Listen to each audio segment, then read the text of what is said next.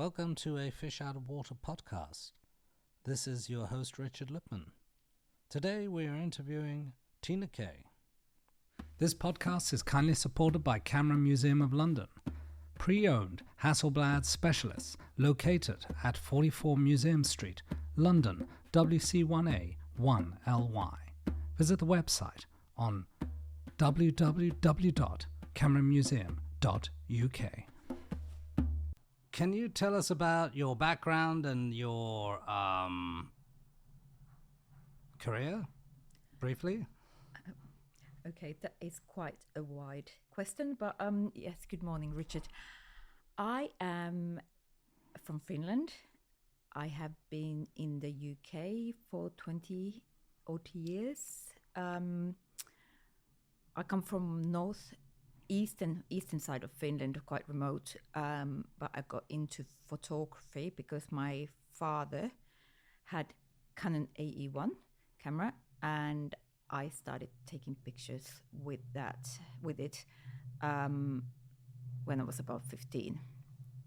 And I've always been interested in image photographs. I love looking at them. I used to when I was a child. And my father was taking mainly landscape photos of landscapes and family portraits, but we had loads. So that's where I come from. And I'm music photographer, editorial music photographer.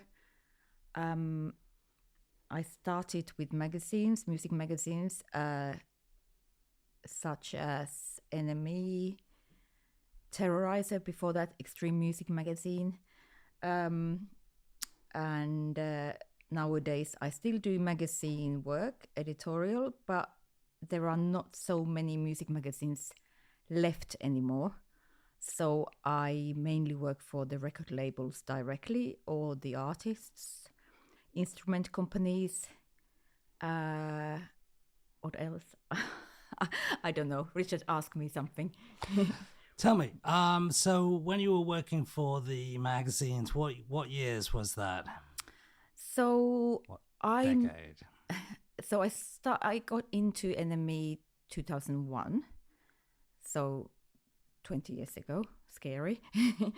And before that, I did just smaller magazines and kind of started out a few years before. And I became self-employed freelancer 2001 as well.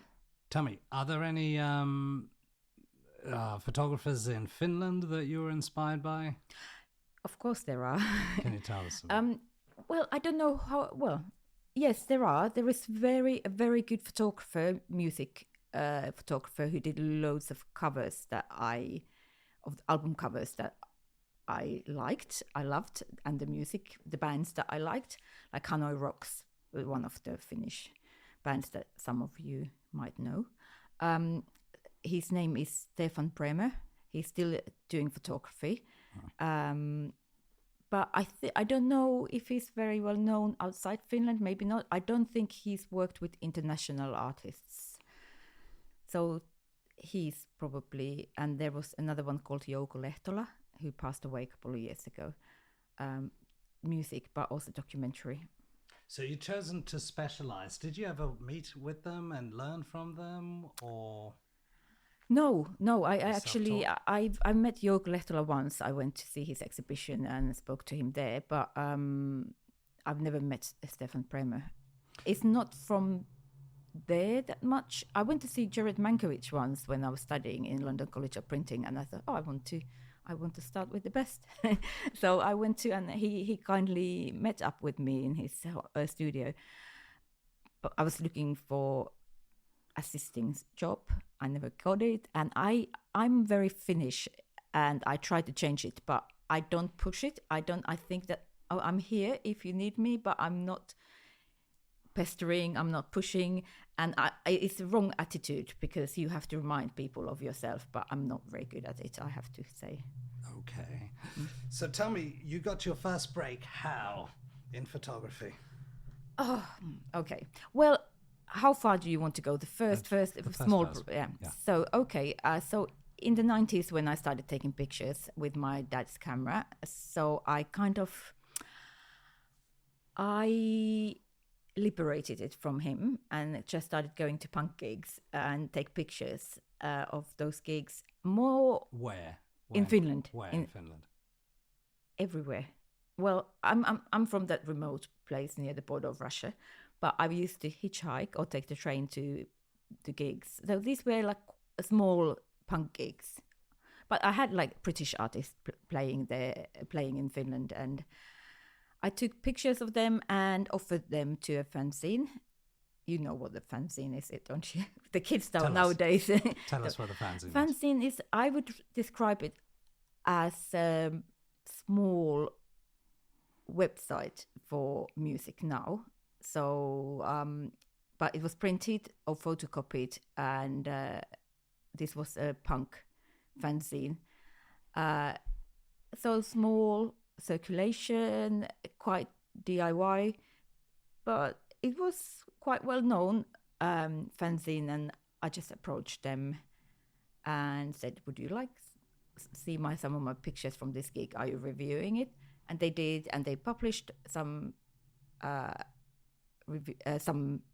photo review of an English band. Sorry, I'm losing track.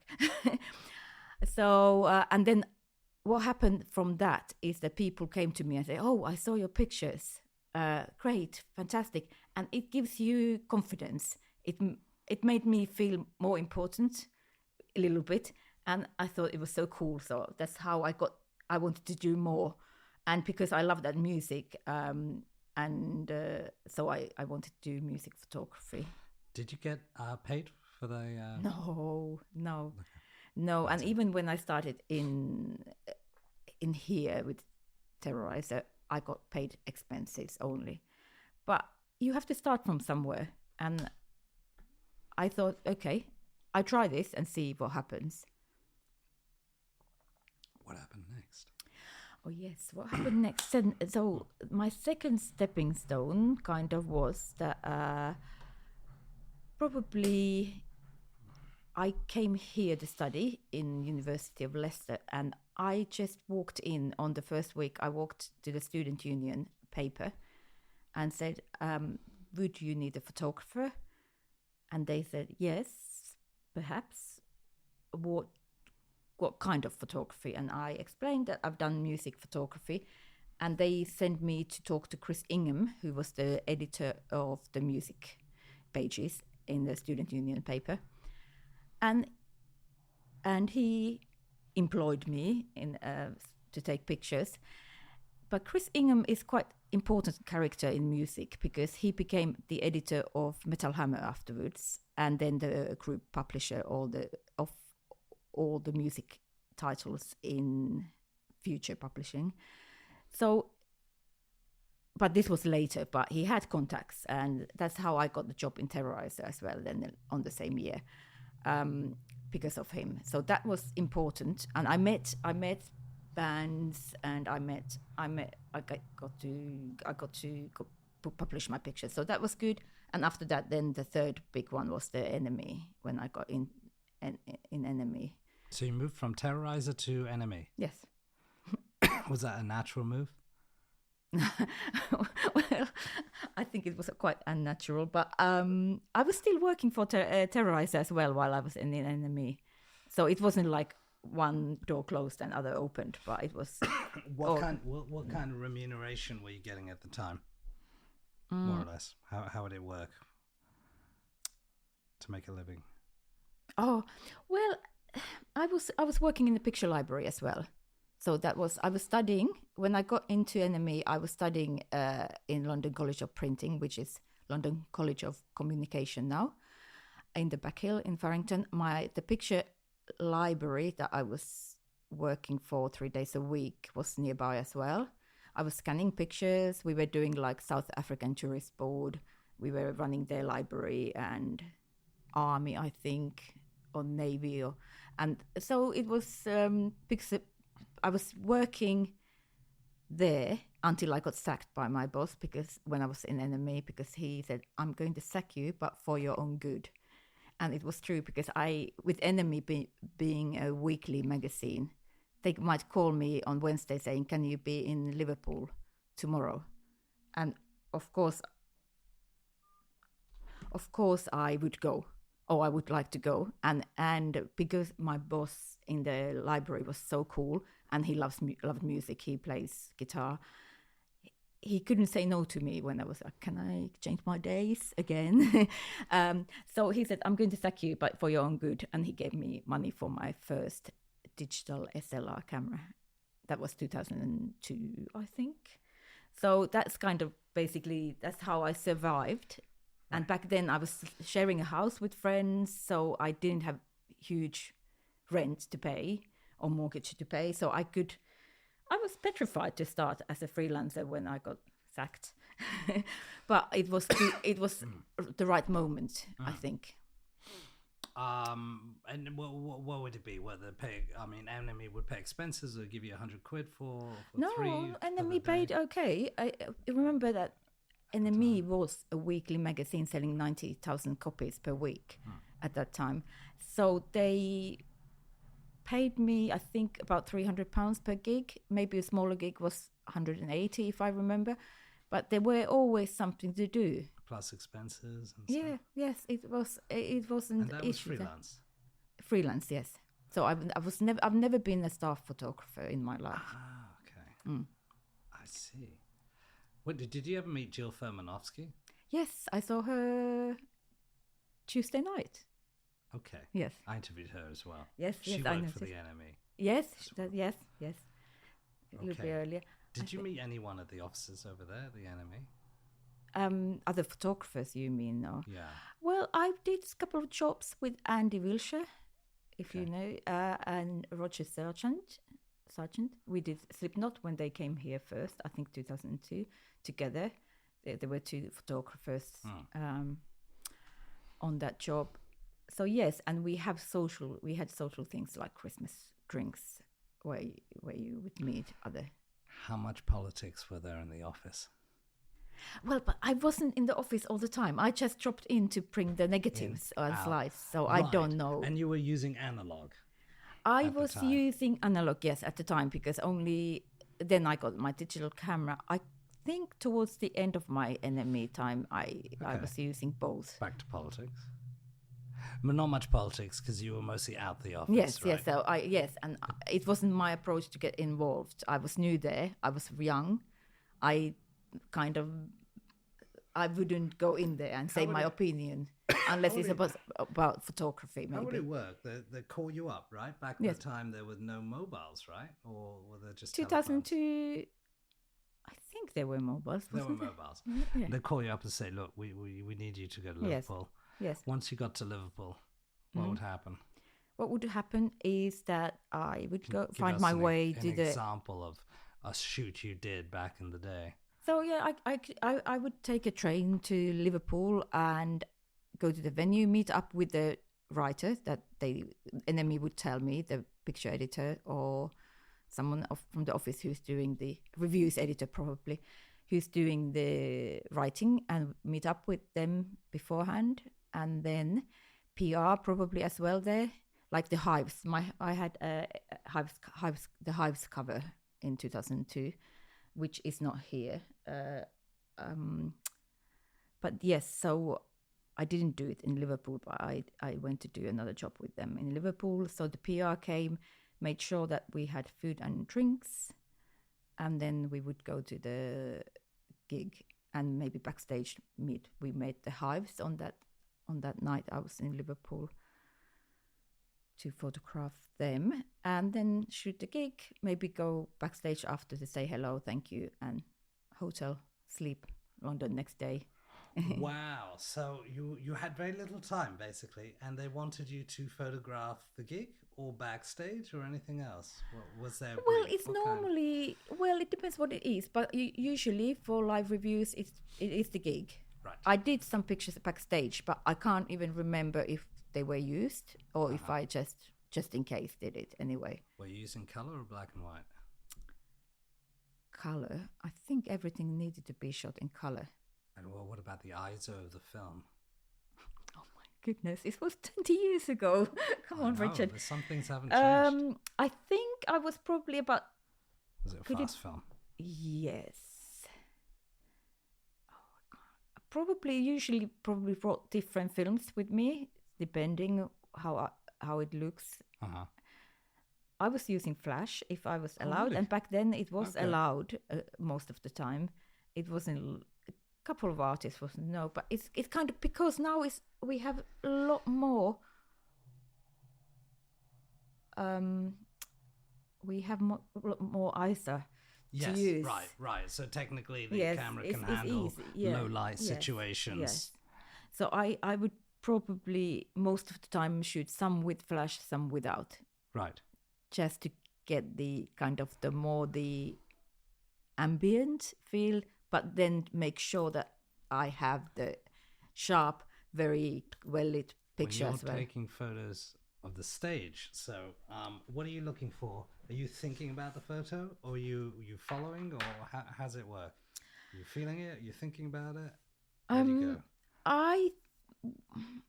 First of all, I try, especially nowadays, check the band beforehand, see if there are pictures from the same tour from previous nights, to see what if I don't know the band beforehand. But in general, I just go there and feel it and see what works. Do you take lots of shots, or are you waiting for the moment? Or you just... I think I take less shots now because I'm more confident. But it depends on many things, because lighting, like the gig last night that I was luckily not photographing, there was backlights only, or very little front light. Mm-hmm. It was red light and lots of smoke, and I was like, thankfully I'm not taking the pictures. Lots of blue light as well, which doesn't print well. So yes, it depends on so many issues. If I'm shooting for someone like Metal Hammer here, they always want the singer, mainly the singer in the picture. I figured it out, and it can be quite tight crop. So I know that now after being there for 16 years this year. So it's no point of maybe doing too much, depending on what size review it is as well. But I like trying to get wide shot, trying to get all the band members together, but quite often it's not very easy. And and then so fast forward 20 years, how many gigs have you been to? 500? How many gigs have you shot? In my whole life? Who do you think I am? I don't know, but I started writing a list of all the artists I've taken pictures of. This was about 2006. Right. And it was probably about 900 by that time. 2006, 900? Well, I think so. I can't remember. So that in 5 years you took 900 gigs. 900, you went to 900 gigs. It can't be right, can it? Well, if we divide 900 by 5, which is approximately 180 gigs a year, so you spend about 6 months, 6 months of the year, nearly every day, shooting. Well, at some point I went to 3 to 4 gigs a week in the early mid-2000s. But I don't think, maybe it was less. I have to get back to you on that, because I haven't updated the list. I gave up. Are you critical with your photos when you get back? How do you know what's a good one and what's not? Quite often, beforehand. When I did that NME cover with the Hives, the story was that, because I was new in NME, so I went to the picture, the reviews editor, Andy Kapper, who then became the editor of Vice magazine and whole Vice Media. But that time he was the editor, live reviews editor in NME.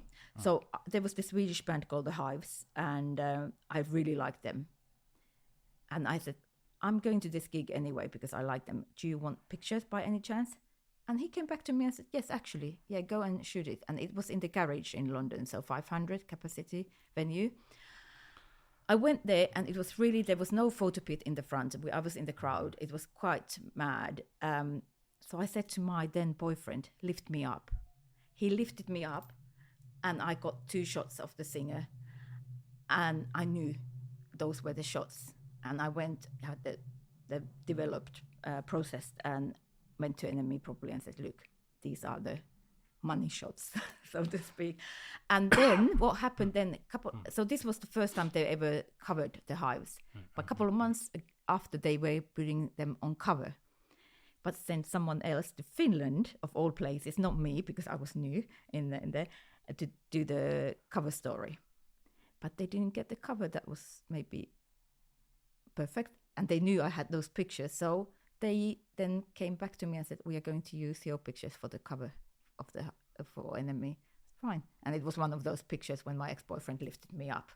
And I knew instantly that those were the pictures because I could actually see the band properly. So just talking technically, I know you're not too technical. Yes. Were you shooting with a long lens or a 50? Were you using a 200? How far were you? No. I was in the first, second, third row, but it was moving situation in that. So I wouldn't shoot probably with too long lens. It depends so much, Richard. As you know, you are a photographer as well. It depends on the situation, but I would say I was probably on 24-70 lens, which is my favorite lens, what I use mostly. And yes, it's not a prime lens, but in a live situation, it is quite often what I need. I love the wider angles as well, but then nowadays I normally have two bodies, one with 70-35 maybe, and then the other one can be 24-70 or 70-200. Sometimes I bring even my 85mm prime lens, but not so often to gigs. You said 70 to 200, you mean? 70-200. What did I say? 70-35. 17. It's the wide. Oh, that's the wide lens is 70-35. Okay, got it. So then I get, yes, enough. Like this one here. So we're looking at one of your pictures here. Yes. That was taken 2012 of Kiss. Yes. Can you tell us a bit about the picture?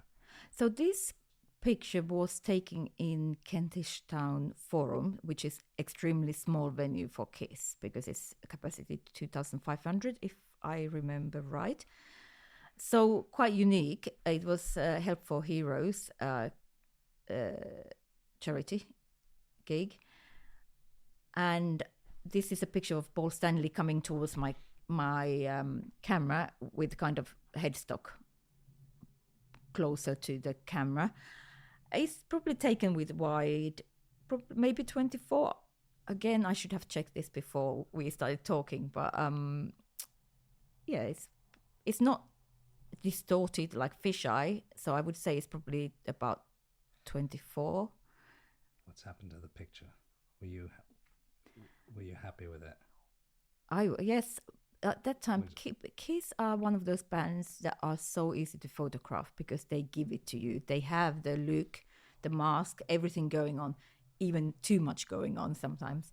So you just record it. And yeah, he came to me and posed for me. I had the whole set to shoot as well.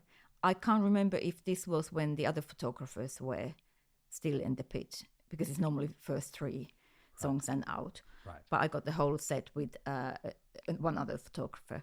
So I can't remember at what stage was this, but I assume that this was after everyone else left. And so then he concentrated on me, or us two photographers, and gave us a few little things that really make the picture. And was it published? Well, I sell this in my print shop, this print.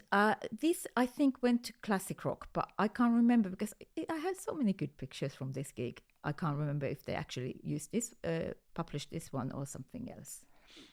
So,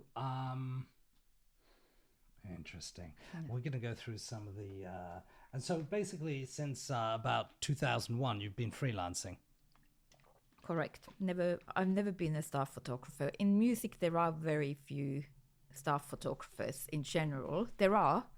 I was once asked to become a staff photographer for a publishing company that had instrument magazines like Bass Guitar Magazine, Drummer Magazine, Guitar Buyer, I think was theirs. I can't remember. Yeah, right. But I that was 2010, and it wasn't. I knew that it wouldn't work, so we had a good chat about it, and I said I would rather stay freelance. Why? What do you enjoy about being freelance? it's the freedom, but it's also that if I get a better gig, I can rearrange, I can move stuff around. If I'm paid by someone, I think I need to do their job. And then, because at that time, I had so many different people giving me work that I thought is not most profitable way for me to work. And also their offices were in Exeter or outside Exeter. Right. So it would mean they had state-of-the-art studios there. So I would have to shoot all the guitars, all the drums in there. Right. So practicality is that I would have to go there. And also I was pregnant at the time. So I was straight with them because they were nice people and said, I don't think this is going to work right now. Right. Tell me, what were the most difficult moments of working with musicians or working in the sort of industry that you're in? Oh, again, that is very, very, very wide question. Give us one example then, maybe. I try to be positive. So I say this, that most professional musicians, quite established, they are really good with photography. They know they have to do it. They know they've done quite a few shoots, so they know how to pose. They may be slightly bored sometimes, but it's normally the new bands who are starting out who might have an attitude, because it's probably nerves. And I'm talking about photo shoot situation here now. So I always direct a lot. I try to direct and give feedback, how to pose yourself and so on. So it's not always the most natural when we are in the studio, especially on location more. But it's the bigger artists are easygoing usually. I've had a couple of bad experiences, but I'm sure everyone has, without mentioning names. What kind of experiences, for example? People just being rude and not happy with the situation. But most of the time, I would say that you have to adapt to the situation. If you're good at, I'm portrait photographer, so I love working with people, and you have to adapt to the situation. So sometimes I'm a stupid woman. I can play stupid if I need to get the pictures. That sounds horrible, but in that situation, my main aim is to get the picture, and if it means that I need to play a role or act a certain way, I will do it. But yes, I don't know if this answered your question. Do you also sometimes have to be a bit sort of candid, like, you're not necessarily pointing the camera at their faces, but you've got to do it in a way that's... A little bit, yes, because obviously that's the thing that I'm thinking at the moment. My cameras are so big, they are on your face, so it's hard to hide them. So I'm really thinking that I would love to get a little Leica or something, and go snap, or do something more candid and not so visible at the time. Even though I normally, if I'm working for a band, I obviously, the pictures are being approved. But just to get the moment, I know exactly what you mean. I try to do that. That's the hardest part, to get people off guard. Okay. And tell us, I can see here a picture that looks like was taken with the Hasselblad camera, which is a Swedish company that's been making cameras since, I think, the 50s. Yes, I think so. You know more probably than I do, but very tell us classic. about this picture here. So this is Duff McKagan and Slash from Guns N' Roses, but this was shot in 2004 when they had a band called the Velvet Revolver, and this was shot at the Park Lane in the hotel. I did a photo shoot with them. It was only them to do doing press in the UK at the time for the album. At the time, and I shot most of it on my Canon at the time, and digital SLR, But then I brought my Hasselblad with me because I love my Hasselblad. I still have only the film back. It's 501C, I think, mine. I bring it out sometimes, mainly to do personal work now. But this one I wanted to, because they gave me lots of time. They could see that I'm a rocker. And my ex-boyfriend came with me as an assistant because he's a huge fan. And they introduced Slash and Duff us to their partners and so on. So it was very chilled situation. So they were happy to give me extra time. So I did some pictures with my Hasselblad after I had done the main cover shoot on my Canon. And then I just developed the film, didn't really do anything with it for years. And then I went back to it because someone asked me if I have other pictures of Slash and Duff. And I found these 6x6 transparencies, I think, yeah. And I thought, yeah, there is something here. So I converted it to black and white because it didn't really need the color. There wasn't much color anyway, apart from Slash's T-shirt. It's a bit. Tell me, was this print popular? Does it sell? Have you sold about 100 copies of it? Or has it? This is quite new. I think I put it in my shop last year, about a year ago, if I remember right. And it's sold. It's sold to America and Finland, and I can't remember. I haven't got figures, but it's sold. I don't know how many, and it's sold a couple of cards as well. Like we can look at that in a moment. Yes. Here we have another card here. Tell us about this one. Oh, this is Metallica 2009. So I went to Nottingham when they started the European tour on the first night to do a photo shoot with Lars Ulrich, the drummer, for Siljan, which is the cymbal company that he uses. So we did there was a big campaign, and I shot some of it in the UK, then someone else shot some of the artists in the US. So I did Lars for that. I had all 5 minutes with him for that, and then 5 minutes for the cover of Drummer magazine at the same time that we organized with the editor of Drummer. And this is from the live gig. This is actually 6 weeks later when they were finishing the European tour in London. It's 3 of them on stage, and I think it's they always have good lighting. This is the time when they had the stage in the middle of the arena. So yes. Good. Tell us about this picture. Amy Winehouse. So we're going to go through some of the pictures here. Okay. It's a shame that listeners can't see this, but they can see them. They can. They can go to your website, which I'll put in the description. Yes. So tina-k.com. So this is Amy Winehouse, shot in 2007 in Shepherd's Bush Empire.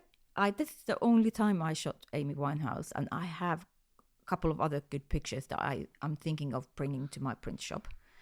It was just a case of another quite easy artist to shoot because she had the look. She had very distinctive look. Also, her then husband Blake was kind of behind me where I was on the balcony. So she was blowing kisses to him. So I have a picture where she's blowing a kiss. Elton John was there next to him as well. So she kept looking kind of that way. I seem to remember that the pit was quite tight. Did you think about taking a picture of the people in the pit? I think I did actually. Kind of just it's Shepherd's Bush Empire is quite narrow and high up. But yes, I did. I have a picture of them there. I do that, but it's not. I don't think maybe I send it to my agency, but it's not like a high quality in that situation when they are in low light in the crowd. Were you working for an agency back then? Yes. And you still are? Yes. Tell us about working for an agency. How did that happen? So the picture library that I was working for, they had connections with some of the agencies, mainly Matrix. Matrix was and is a more paparazzi agency. But so my boss from the picture library said, go and talk to Max there if you want to start doing this kind of job. So I went, talked to Matrix people, and they kept sending me to random gigs or maybe exhibition openings, so getting pictures of people who. So were you being paid at the time, or do you pay if it sells? Yes, it's yes. So syndication. It's most of the time it's the case that you only make money if you sell those pictures. So I this was around 2002. So I went to a lot of gigs and didn't sell anything, but I started learning what sells and what doesn't sell. Is it worth? How do you learn what sells? Because and I what can doesn't see sell? if there has been any interest in those pictures. So loads of stuff they wanted to cover, and I was happy to cover because do you look at other magazines and see, oh, this is on the front cover, I should do something like this, or this is pictured like that, or what? I'm just for the agency stuff, no. But of course, you look at the other photographers' work. You do your research and try to learn from it. Because it's always, I think everyone's individual anyway. So even if you are doing something similar, if you get inspiration from someone, I'm sure you agree with this, it's going to be different anyway because you are you. Sure. So yes, but with the agency stuff, got a different lens. Yes. But unfortunately, the agency stuff is not working so much. I'm not making much money from it, so I do very little of it. But you're with another agency, right? Which is a female woman. Tell us about that. Female perspective is agent. So it's not agency, really. It's agent who commissions me to do a photo shoot or do a job for someone else. So it's slightly different. It's not like a picture agency that you go and take pictures and they sell it. Or the publications or media. Right. Female perspective is run by Tabitha Fireman. She is a female photographer as well herself, worked for Getty as well in the office, and she started Female Perspective around maybe 2019. So so I've done Glastonbury for her and couple of jobs, but yeah, it's basically female photographers, and she's presenting us. Fantastic. How was Glastonbury? Glastonbury is always hard work. I just like 24,000 steps a day or something madness with your camera gear. I keep it quite light, but still, from going from one stage to other, it is brilliant. It's like nothing else, I would say. It's so much to do, so much to photograph, because you could photograph a crowd whole day and be busy because it's so much going on there. You haven't been, have you? Never been. You have to go. Yeah, it's completely different. That's not. We can look at some of your own other photographs here. Yes. We have. Tell us about this one. Okay, I just brought these to you. This is Slipknot. So that's Joey Jordison, the late drummer, for them. So I brought this picture that I sell in my print shop as well, because this has been taken in a signing in Virgin Megastore. You know, like bands go and do signings. Right. So he actually, I think he has a pen in his hand, but obviously out of focus. It's a Sharpie, yeah. But nice backdrop, the album artwork in the background, and because they were wearing masks, still do. So it's a picture there. You don't need to do much, but I've just used flash, and in that situation, when it's a photo call, you use flash pretty much and get the pictures. It's not artistic normally, but this, I thought it's a beautiful picture of him anyway, so I've made a print out of it. Okay, we can look at this one here. Okay, that's Joey here as well. So this is two Slipknot guys. So this was 2003. I from NME I went to work in Kerrang, which is more rock magazine. Again, it was a weekly magazine selling 90,000 roughly back then. And very much my music, because I'm into rock and I grew up with punk and so on. So I thought, okay, this one is on tour, and as Slipknot is always wearing masks, this was their other bands. They had, a couple of them had other bands, and it was quite, this time they started to show their faces. So not this is taken in the backstage corridor with flash. You can see harsh shadows and so on. Not a pretty picture in that sense, but this was a full page in Kerrang, and I figured out from that time that is very classic image within the fans. So I put it in my print shop, and it's been selling quite well. I don't like that picture as a photo, but it's a moment, purely a moment there. Yes. Two friends chatting. It's historic. When you say selling quite well, what are we talking about? Numbers or? I don't want to go into numbers so much because this is the print shop is something that I did on the lockdowns when I couldn't shoot so much, and it's a little extra rather than my main income or anything huge. And also that I haven't finished doing SEO audit, and so people find it sometimes very hard to find my website, or they don't find. Okay. I do obviously on Instagram, right, advertising for it and so on, but not. I need to put more effort into it if I want to make it big scale. And when you're running your business, you think about. I mean, how does one approach that? In your opinion, experience? What do you mean? Can you be more? Do you have to be have a website, a following, social media? Do you have to put advertising? Are you competing with other photographers? Yes, but are you talking about print shop or in general? I see you have all sorts of avenues, right? You've got. Yes. So what has been. Back in the day when I was doing editorial, when the magazines were doing well and newspapers, I didn't need to do any marketing because people came to me all the time. It was just word of mouth. They see my pictures in the magazines. Now it changed so much because the circulations are smaller, and the digital revolution in brackets has created. Obviously, things change. So, created the world where you need to self-promote, do the social media marketing, and be seen in there, which is very hard. So, I'm going to do a course on social media marketing soon, because I need to get into it. I've kind of done it halfway, like a little bit done it, but not really looked into it in a professional capacity, and I need to really do that now. So yes, there is competition, lots of competition, and it takes time. I think that's very important, the Instagram presence. This one here, tell us about this picture. Okay, that's Lemmy Kilminster from Motorhead.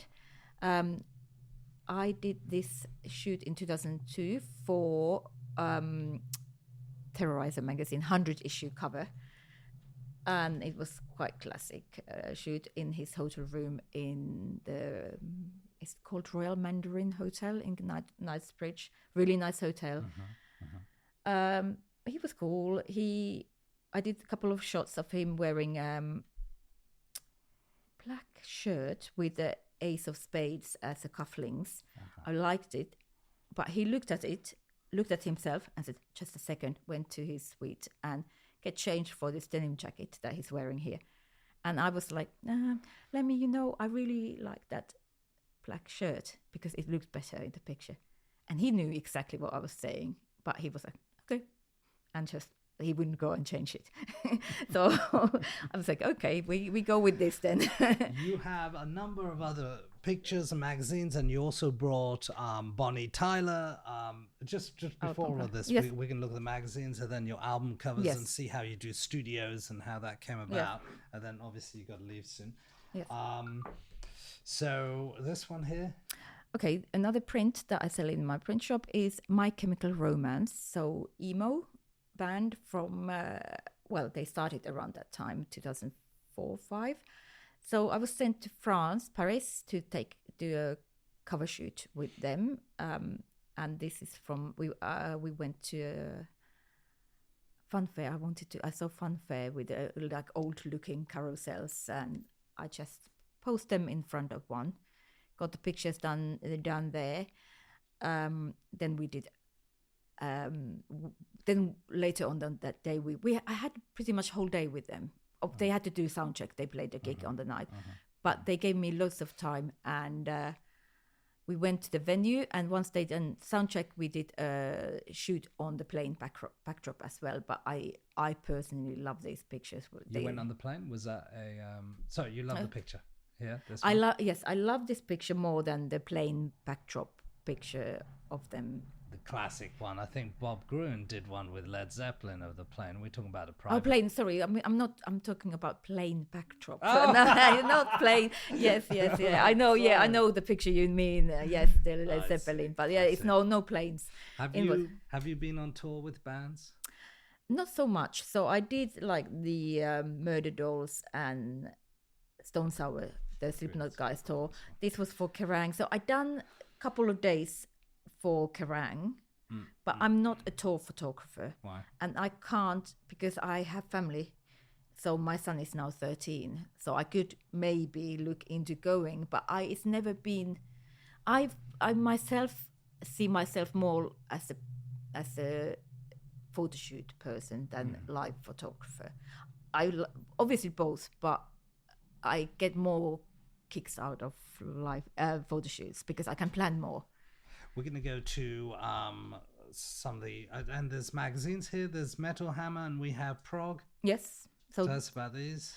So these are some of my latest covers alongside with that Rolling Stone that we talked about before interview. But so... tell us about the Rolling Stone. So the Rolling Stone cover came as a surprise because I did a promo shoot with New Model Army, a British band, and I didn't know because it's a promo shoot, so obviously the pictures are sent to press. So I just someone texted me a picture of the Rolling Stone cover with New Model Army and said, "Is this your picture?" And I had a quick look.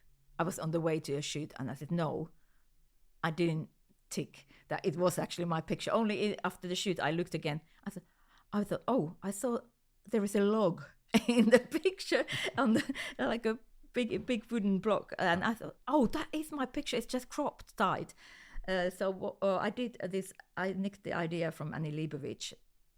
Do you remember when she was putting white backdrop in the nature? And I think there was a piano player, and you can see it was wide shot where you can see the forest in the background. So I did the same with New Model Army, but I didn't do plain. I didn't do black and white. I did put blue backdrop in front of forest, and because it was windy, I had to, and I didn't have huge amount of gear with me. I used some logs to keep the paper in place, right. And Rolling Stone cropped it so that it's just the backdrop, plain backdrop, and the band, but left the log on the bottom left corner. And I call it log gate because all the fans started asking, like, what is this log doing? And what is the story with the log? So, did that help? Does that help you in your career when you're having covers? Yes, yes, definitely. It's a shopping window, like I like to call it. So, of course, more people see it. Covers are certain type of photos that need to be obviously quite simple in a way that there has to be space for cover lines, even though in this Metal Hammer cover with Skin Thread there are no cover lines, but it's very rare. Yes. And then Prog here. Prog was February 24. Steve Hackett, who was in Genesis, left already 76 I think. But I've done his photography since 2009, so most press and promo shots, some album cover work, album artwork work. But his new album has a circus theme, so we hired a circus in Norfolk, proper nice old school circus for the shoot. Specified that we want to use the ring, and did the shoot in the ring, and then Prog goes and does animation in the background, and I could have shot it in the studio. But I love it. I love it how they combine the photography and animation on the cover, and it looks fantastic in my opinion. Tell us about the album covers here. Okay, these are just some. That's Status Quo, very contrasty old school look, because with this album into 2021 I think, or 22, they wanted to go back to the roots, and because the sound of this Backbone album by backbone. Yeah, it's very back to the roots kind of type. So I think that's why they made my picture very duotone, black and white. Mm-hmm. This is quite punk looking, actually. But yes, that is, well, fantastic. I don't know what else to say about it. How did you get that? I got it, so basically I was working with this smaller all-female band. Right. I love working with women, actually, as well. I think I'm good at it. But and they were signed with the same management as Status Quo and Bonnie Tyler. And I did decent job with this girl band, a country rock girl band, all girl band. So that way I got Bonnie Tyler. Okay. And then I got Status Quo, and then Numeral Army as well from the same, even though they are not managed, but then the record label is the same with these artists. So you got the call? Yes. Is it immediate? We need you today, tomorrow, next week? No, it's lots of planning. Lots of planning. Yeah, quite often with this is quite a lot of planning. With Bonnie Tyler... What kind of planning, for example? What are we doing? Needed? Because Status Quo... Did you get a brief? Francis Rossi doesn't really... It's not a very patient man, let's put it that way. So I can't believe we kept him in the studio for 7 hours. But I brought 2 female assistants with me. One was hardworking, doing all the work with me. The other one was just talking with Francis. And it worked perfectly. And it kept him entertained, so he was happy there. And he didn't want to leave. He wasn't in a hurry to leave. But it was a lot of stuff to have an idea in the studio what to do. With the band. So did you have the idea before the studio or during? No, before we were planning with the record label. So what we're doing, we actually had some of the signs for the backbone sign made out of like a polyboard kind of material that were in some of the pictures with them. So we tried to, because it was a rehearsal studio where we had to do the shoot. So we had to have some kind of. They didn't use any of the pictures with the... What about the lights? Did you have lights there? Yeah, I bring my own. I have my own lights. So I don't have a studio because it's not practical for me, because I have to go to where the artist is. So everything is portable. I have backdrops, I have lights, and then I either hire a studio or have to go to the hotel if the band, or the venue if the band are playing. And so I need to be flexible. I can fit everything into my car. And what about assistance? Is that possible? It depends on the budget, right? Assistance, yes. So for big shoots, I need assistant, definitely, or 2. It's. I don't employ anyone full time. It wouldn't be practical, just for the shoots. And then I have retouchers that I work with. Tell me about the retouching on this album. Were you there in person? Status Quo. Well, I find that men are not so bothered about how they look in general. So I don't do so much retouching. Bonnie Tyler, actually, that's better. So Bonnie Tyler, 2019 album, Between the Earth and the Stars. This was the first time I worked with Bonnie.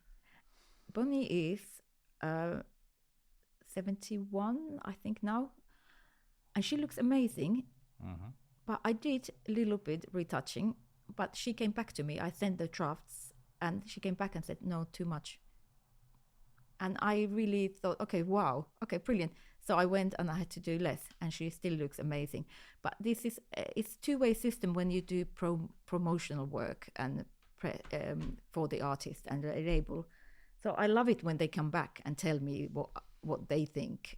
So I'm not saying here is the finished product and I'm not going to touch it again.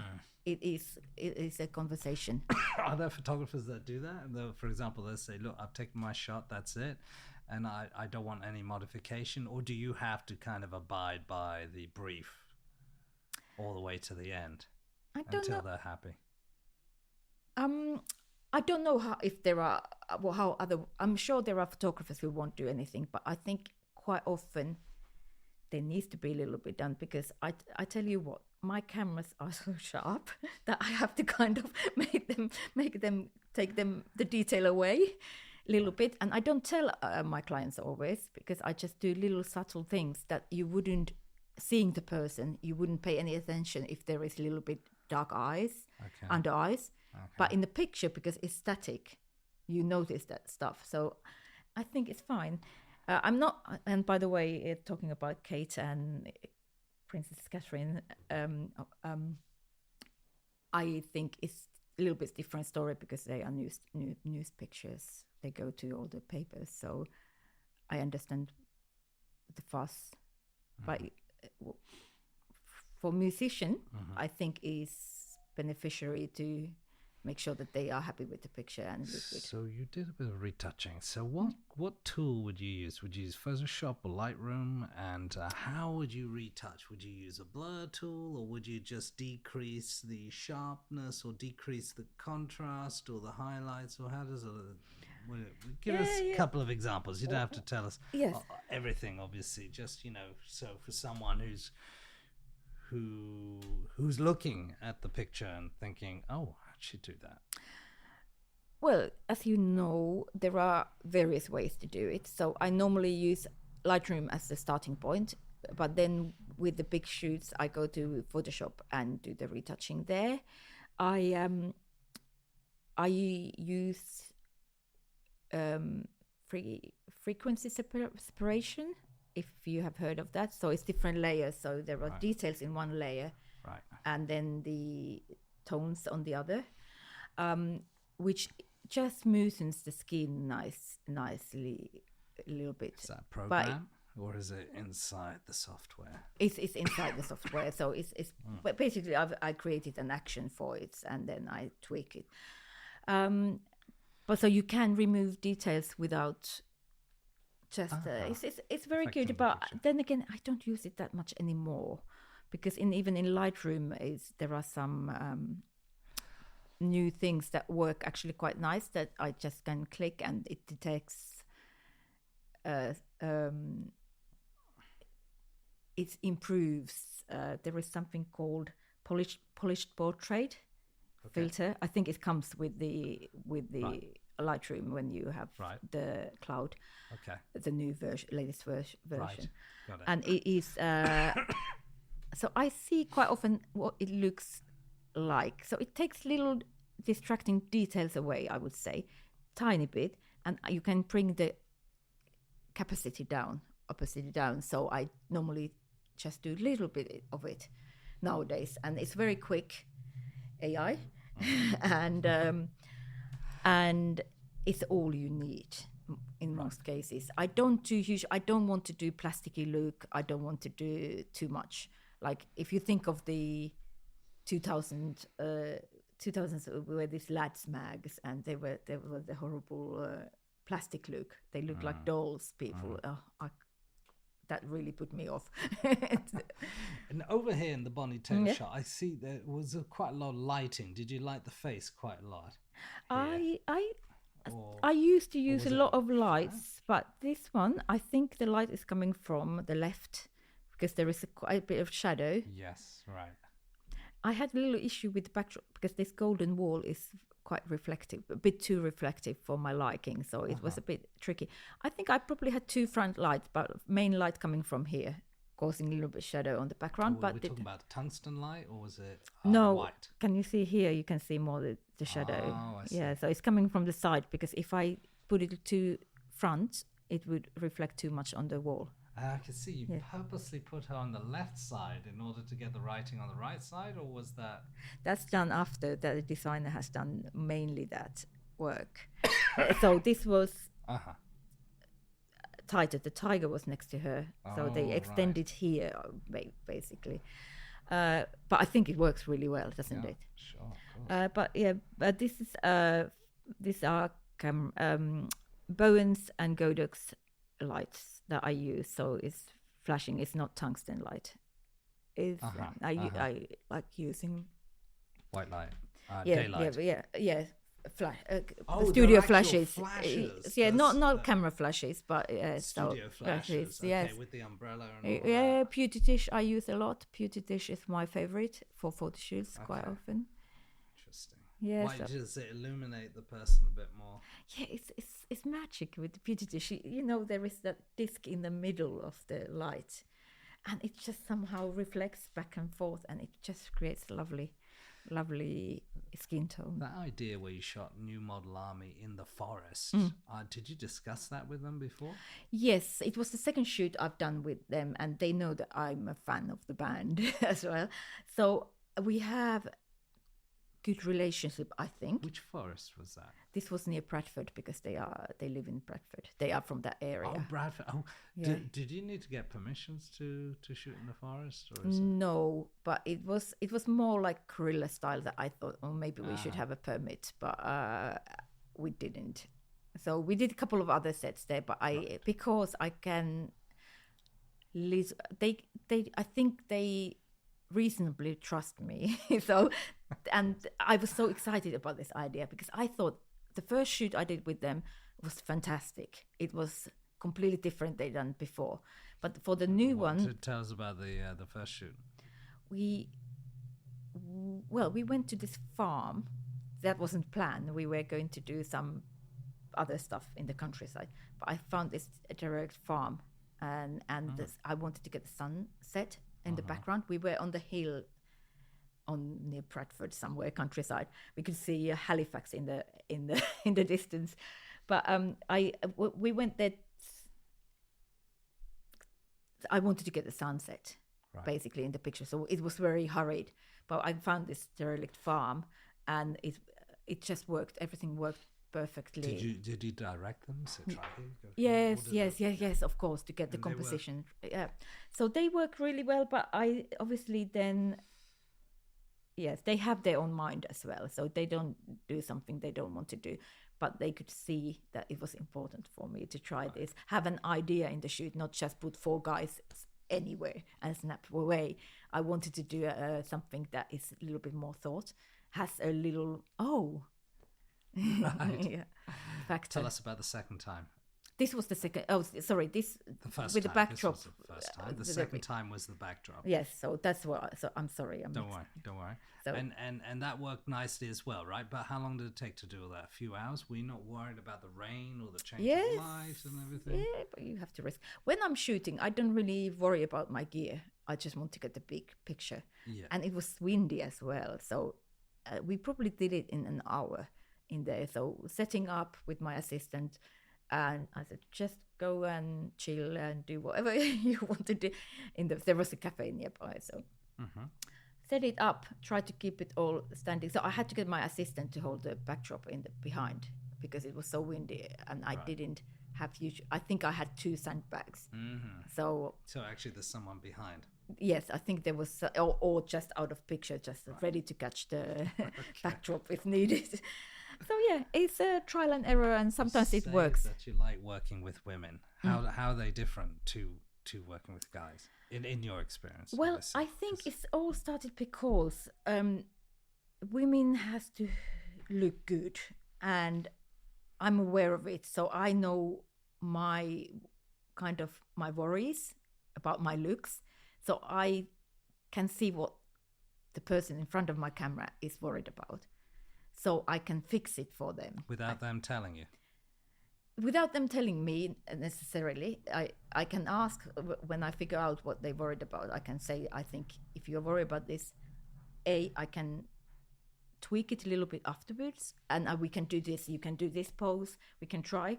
And I just started to get feedback that the female clients were happy how I not acknowledged some stuff that maybe male photographers in the past haven't. So that's kind of where you get a nice positive feedback. It makes you feel better, and it's also about reputation, right? Yeah. Yes.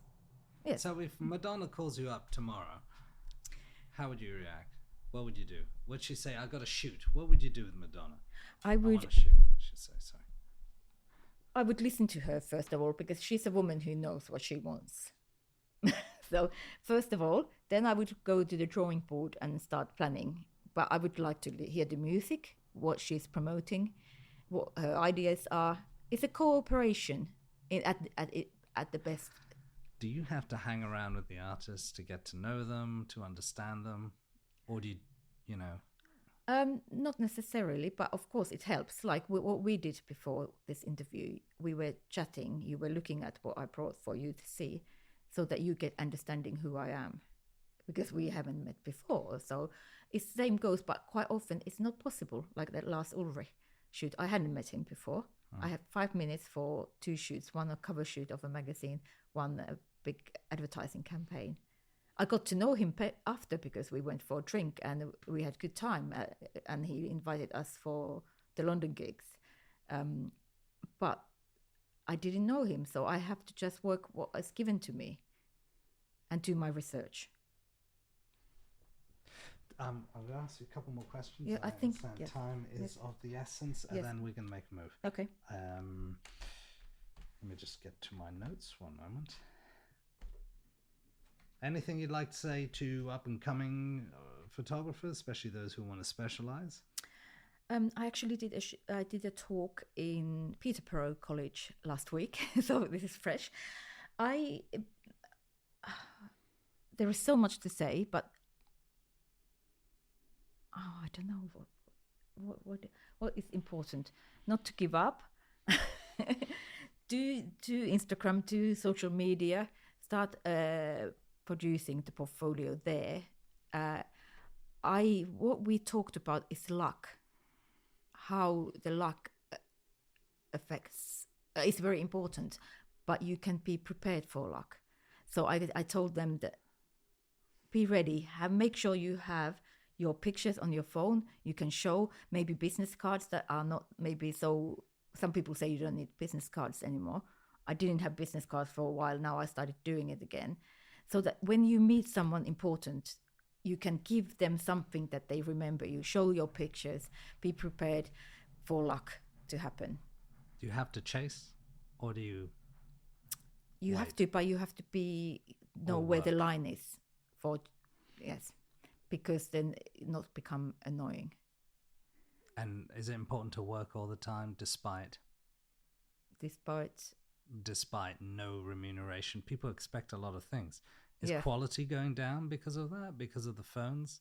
Because the friends will take their pictures, for example, instead of a professional? Yes, but it's also coming back that I think loads of people who commission photography, they are realizing that if they want quality, they have to go for professional photographer and pay for it. But yes, in the last 15-20 years, the quality has come down, because think of the papers, smaller papers, they just give iPhone to journalists rather than employing a photographer to go and do the job with them. And yeah, everyone has phone or digital camera, and there are good things and bad things about it, but quality has gone down. But hopefully, luckily, it's not everywhere. Very quickly, what's success and what's failure to you? Oh my goodness. Oh, you should have given me this kind of questions before. Yes, just very quickly. Success briefly. And failure both happen simultaneously, and there is, I don't know. Next question. What are your future plans? My future plans are to keep doing what I'm doing. I need to do that social media marketing course and look into it properly. Get my print shop a little bit more seen. So it needs lots of work, basically. Keep doing pictures, especially for the shoots. And lastly, what do you have for breakfast? What did I have for breakfast? Have you run out of questions? I had Greek yogurt with banana and flaxseed. Oh, it's very, very healthy, right? So as a photographer, you need to keep fit, right? Yes, fit. No, well, it's up to you. But yes, it helps in everything, whatever you do. Thank you very much. Thank you. Thank you for listening to a Fish Out of Water podcast. This is your host, Richard Lipman. Should you have any questions, comments, or suggestions, please get in contact. This podcast is kindly supported by Camera Museum of London, pre-owned Hasselblad specialists located at 44 Museum Street, London, WC1A 1LY. Visit the website on www.cameramuseum.uk.